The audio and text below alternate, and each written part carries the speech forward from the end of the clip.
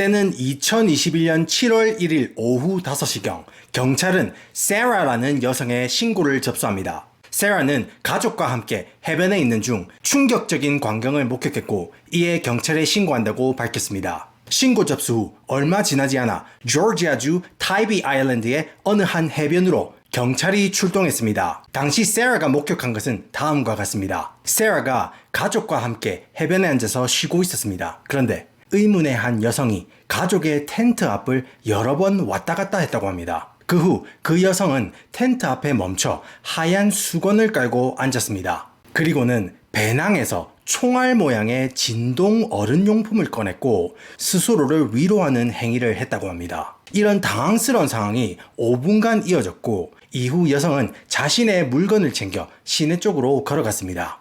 경찰에 신고했던 세라는 사건 행위가 담긴 촬영 영상을 경찰에게 제공했습니다. 그리고 경찰은 인근 레스토랑에서 크리스티나를 찾았고 그녀에게 잠시 밖으로 나와달라고 요청했습니다. 당시 크리스티나는 몹시 당황했고 혼란스러운 행동을 보였고 경찰이 자신에게 왜 이런 행동을 하는지 이해할 수가 없다는 눈치였습니다. 그녀는 자신이 잘못한 것이 없다고 부인하며 제가 한 게 뭐가 있다고 그러는 거죠? 이에 경찰은 아니 신고가 접수됐는데요. 해변에서 스스로 위로를 했다고 그렇게 신고가 들어왔어요 지금.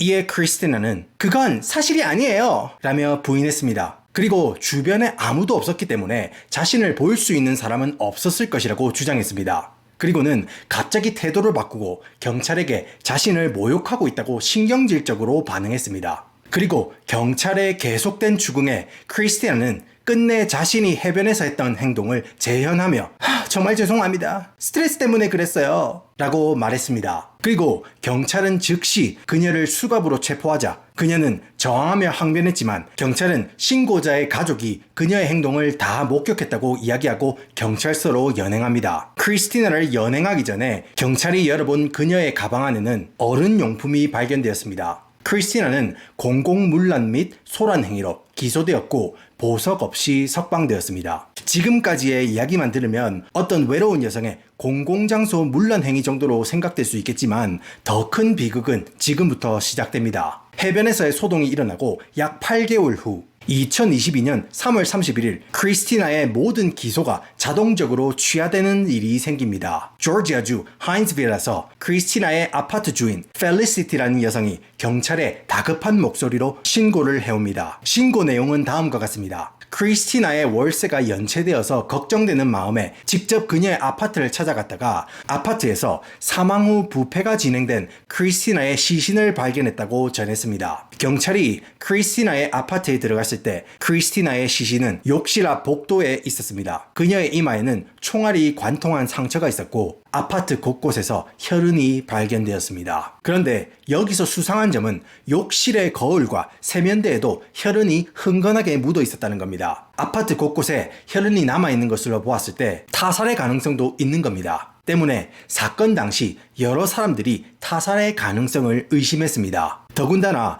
아래층 이웃의 증언에 의하면 시신이 발견되기 약 한 달 전에 아파트에서 시끄러운 소란을 들었다고 주장했습니다. 뿐만 아니라 평소 크리스티나의 집에는 다양한 남성들이 자주 방문했고 사건이 발생한 추정 기간에도 크리스티나가 한 남성과 함께 있었다고 진술했습니다. 하지만 집주인이 아파트를 방문했을 때 문은 잠겨 있었고 강제로 침입한 흔적은 없었습니다. 다른 사람의 혈흔이나 발자국이 발견되지 않았고 정문 그리고 발코니 근처에도 도주의 흔적은 발견되지 않았기에 경찰은 크리스티나가 스스로 목숨을 놓게 되었다는 쪽으로 수사 방향을 잡고 부검 의뢰를 맡기기로 합니다. 그리고 부검 결과 그녀는 놀랍게도 총이 발사된 후 몇 초 또는 몇 분 동안 살아 있었던 것으로 추측했습니다. 왜냐하면 총알이 크리스티나의 뇌를 관통한 방식으로 미루어 봤을 때 총알은 턱에서 입 천장을 관통해서 이마를 통해 나갔습니다. 그래서 곧바로 목숨을 끊지는 못했다고 밝혔습니다.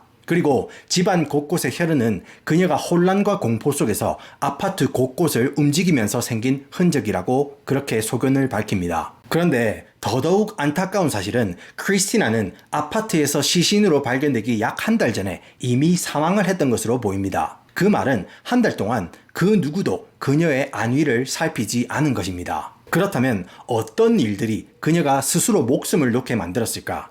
그것에 대해서 이야기해 보겠습니다.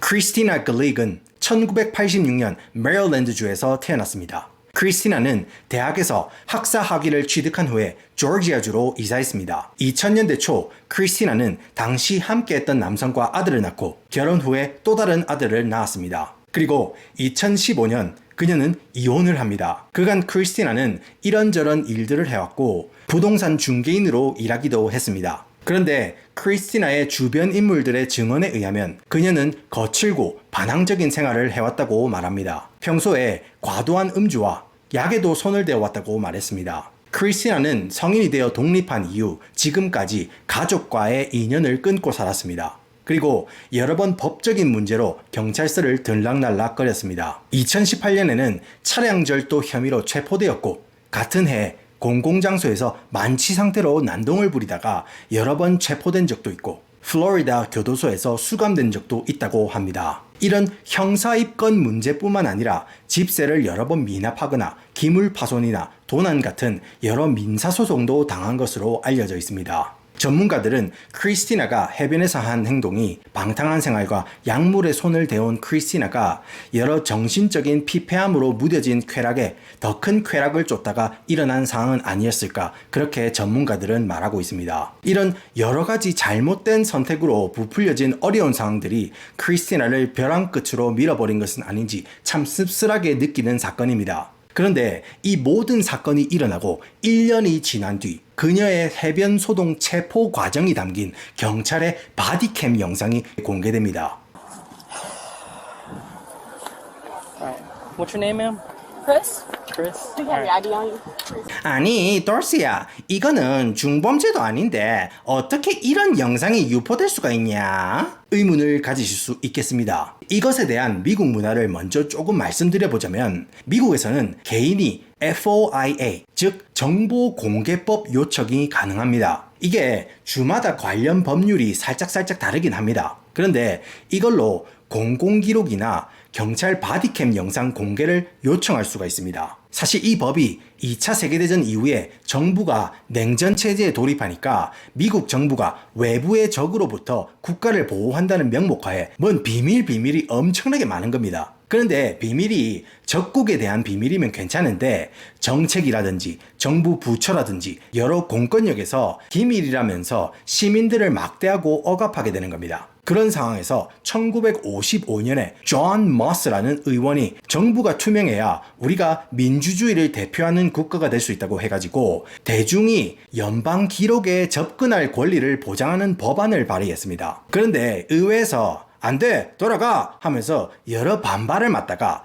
1967년에 공식적으로 이 법안이 발효가 됩니다. 일부 주에서는 사생활 보호나 현재 진행 중인 수사거나 민감한 내용들이 있다고 판단되면 접근을 제한할 수는 있습니다. 그런데 요청이 거부됐을 때 개인이나 변호사가 법원에 이의를 제기해서 영상을 공개하도록 강제로 압박을 줄 수도 있습니다. 또 언론사나 기자들도 이 요청서를 제출해서 바디캠 영상을 확보하고 보도 목적으로 사용할 수가 있습니다. 때문에 이런 바디캠 영상은 억울한 사람이 누명을 벗을 수 있도록 도와주는 수단에서 시작해서 이제는 어떤 면에서는 사생활을 침해할 수 있는 그런 양날의 검이 된 겁니다. 그래서 이런 경찰의 바디캠 영상이 인터넷에 아주 흔하게 돌아다닌다는 겁니다. 크리스티나가 세상을 떠난 지 1년이 지난 후 경찰의 검거 바디캠 영상이 공개되었을 때 미국 사회에서 이 일은 상당한 이슈가 됩니다. 처음에는 크리스티나가 해변에서 한 일탈 행동에 대한 농담이 주를 이루었지만 그녀가 이미 사망한 상황이라고 알려지자 많은 사람들이